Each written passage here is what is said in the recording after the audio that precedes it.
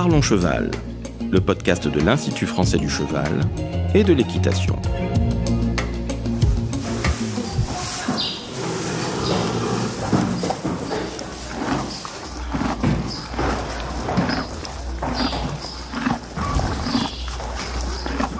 Bonjour, je suis Laurent Vigneault de l'Institut français du cheval et de l'équitation et aujourd'hui on vous parle des nouveaux modes d'hébergement pour les équidés. Je reçois Françoise Lumalet, ingénieure recherche et développement en infrastructure équestre. Bonjour Françoise. Bonjour Laurent. Alors Françoise, avant de démarrer sur ce sujet, tu voulais nous parler de certaines notions de base. Le cheval est un herbivore. Herbivore domestiqué. C'est important et domestiqué depuis 4000 ans à peu près. Une vie donc aux côtés des hommes qui a nécessité une contention, une détention. Ces deux mots-là montrent un peu l'ambivalence de cette relation et une nécessité absolue d'avoir le cheval à nos côtés pour l'utiliser au mieux.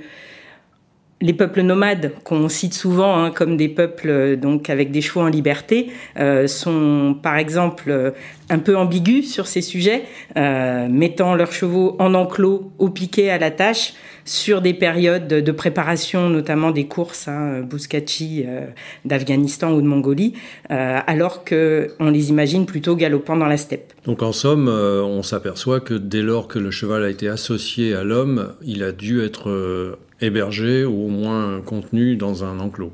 Tout à fait, avec plus ou moins de bonheur pour lui et pour les hommes qui vivent à leur côté.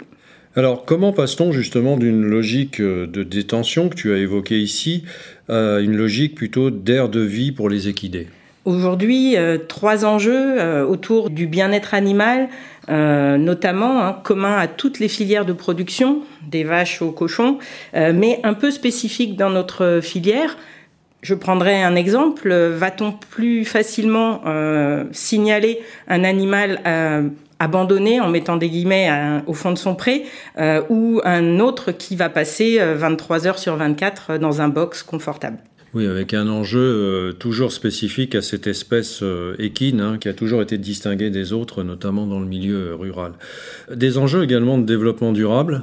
Oui, c'est aussi classique, les 3 axes, la partie environnementale, avec des questions aujourd'hui sur la consommation foncière liée aux équidés, sur l'artificialisation des sols, sur également des questions d'énergie, de lixivia, d'effluents, un peu technique tout ça, mais vraiment une préoccupation à prendre en compte dans les bâtiments d'aujourd'hui. Des enjeux sociétaux également ? En effet, il y a les utilisateurs, les usagers en premier lieu, mais aussi le grand public qui aujourd'hui est plus regardant, plus attentif à ces questions.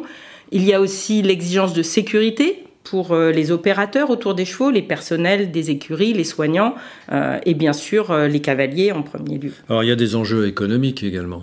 Ne les oublions pas, et parfois on peut avoir tendance à le faire.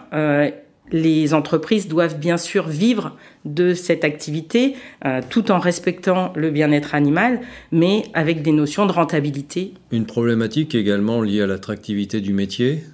Oui, c'est important. Il faut pouvoir concilier à la fois les contraintes pour les hommes et minimiser celles des chevaux. Alors il y a également des questions qui traitent du bien-être et des recherches qui sont en cours pour objectiver aussi ces questions sur les nouveaux modes d'hébergement. Il y a effectivement pas mal d'équipes en France et à l'international.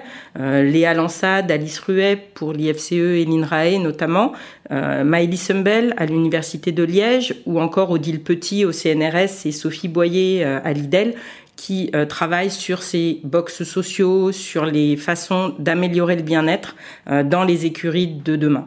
Et Maëlys Sembel, c'est sur le Paddock Paradise. Tout à fait. Alors, il y a également des études en cours pour mesurer les impacts environnementaux de ces nouveaux modes d'hébergement. Des travaux de Pauline Doliger et Laurie Briot à l'IFCE sur les effluents et les lixivia, notamment les aires stabilisées qu'on voit beaucoup se développer actuellement. Agatha Tcheken chez Céline Vial de l'IFCE et de l'INRAE sur l'adaptation au changement climatique. De nombreuses questions qui vont devoir trouver réponse dans les années à venir. Alors, compte tenu de ces enjeux que tu viens de citer, il y a des évolutions observables dans tous les segments de la filière qu'on constate autour de ces hébergements. 3 lignes directrices qu'on peut dégager ? La première, c'est l'accès à l'extérieur et la capacité à se mouvoir librement ou en tout cas indépendamment de l'action de l'homme. La seconde, la possibilité d'interagir avec des congénères. Et puis la troisième, l'accès à l'alimentation, notamment les fourrages, soit le libre accès, soit en tout cas la multiplication des repas. Vraiment, ces trois composantes essentielles de l'hébergement d'aujourd'hui. Alors je voudrais que maintenant on aborde des exemples de ces nouveaux modes d'hébergement. On peut les catégoriser donc en plusieurs parties. Il y a d'abord les Paddock Paradise que tu as évoqué tout à l'heure. Alors, concept basé sur des pistes équipées à différents endroits de points d'intérêt pour les chevaux, qu'il s'agisse de l'abreuvement, de la nourriture, disposée dans des filets à foin type slow feeder ou filets classiques. On essaye là de reproduire le milieu naturel dans un espace délimité, avec accès ou non à des pâtures, ce qui pose question lorsque l'accès n'est pas possible, et avec des sols plus ou moins travaillés, plus ou moins variés. Là aussi, de nombreuses questions. Sur les Paddock Paradise, on trouve des abris, des choses comme ça ? Beaucoup de variantes, plus ou moins complexes. On peut même trouver des mares, des zones de roulage, différents équipements, avec à chaque fois la question jusqu'où va-t-on, où s'arrête-t-on dans cette idée de reproduire le milieu naturel. Et il y a une différence entre les parcours et les Paddock Paradise ? Excellente question, Laurent. On confond parfois les deux et ce n'est pas du tout la même chose. Le parcours, au sens méditerranéen du terme, c'est vraiment l'utilisation de la végétation naturelle, spontanée, ligneuse et herbacée par des animaux qu'on va déplacer sur des parcs mobiles et accompagner tout au long de la consommation. Donc c'est vraiment la base alimentaire qui n'existe pas du tout dans la notion de Paddock Paradise. Alors il y a un nouveau concept dont on parle beaucoup actuellement et qui se développe fort, qui nous vient d'Allemagne, c'est l'écurie active ou dynamique. Cette écurie, effectivement, elle existe depuis une vingtaine d'années, un peu plus maintenant, avec une surface délimitée de l'ordre de 150 à 300 mètres carrés par cheval en moyenne, des points d'intérêt dispersés, abreuvement, alimentation, sur la même philosophie que le Paddock Paradise finalement, mais dans un espace plus restreint. Et surtout, une individualisation de l'alimentation avec des distributeurs automatiques de concentré, des DAC. Qui reconnaissent individuellement les chevaux. Voilà, des distributeurs automatiques de fourrage, des DAF, des portes sélectives qui permettent l'accès aux différentes zones de l'écurie. Le tout donc géré par un système informatisé et un collier ou un bracelet sur les pâturons des chevaux avec une puce, un transpondeur. Et tout ça sur un sol stabilisé ? Oui, sol stabilisé pour permettre le maintien toute l'année en toutes conditions climatiques des chevaux dans des bonnes conditions de sol et avec des contraintes majeures d'entretien de ces sols, pas toujours mécanisables. Alors il y a un autre concept qu'on peut dire à titre expérimental un petit peu, c'est le concept de l'écurie ouverte qui est plus simple mais qui aujourd'hui peut se développer également. Intéressant et à, je dirais, reproduire pour en tirer des conclusions puisqu'aujourd'hui elles sont peu répandues, ces écuries ouvertes. En fait, on part des installations existantes avec très peu de modifications et on ouvre les portes des box tout le temps où nous n'avons pas besoin des chevaux.